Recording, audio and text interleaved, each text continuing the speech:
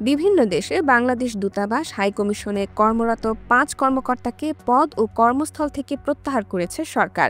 একই সঙ্গে তাদের দেশে ফিরে আসার নির্দেশনাও দেওয়া হয়েছে। সম্প্রতি তথ্য ও সম্প্রচার মন্ত্রণালয় থেকে এ সংক্রান্ত প্রজ্ঞাপন জারি করা হয়েছে। প্রজ্ঞাপনে বিদেশে বাংলাদেশ মিশনের তথ্য ও সম্প্রচার মন্ত্রণালয়াধীন প্রেস উইংগুলোতে কর্মরত এসব কর্মকর্তাকে তাদের বর্তমান পদ ও কর্মস্থল থেকে প্রত্যাহার করে পরবর্তী পদায়নের জন্য ১৫ কর্মদিবসের মধ্যে স্বদেশ প্রত্যাবর্তনের জন্য বলা হয়েছে।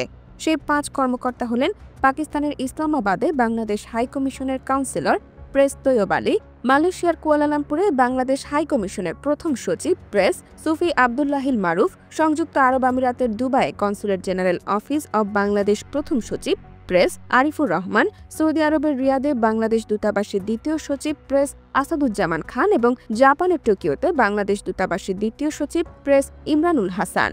কেন তাদের প্রত্যাহার করা হয়েছে সে বিষয়ে বিস্তারিত কোনো তথ্য তুলে ধরা হয়নি। IBTV USA, new York.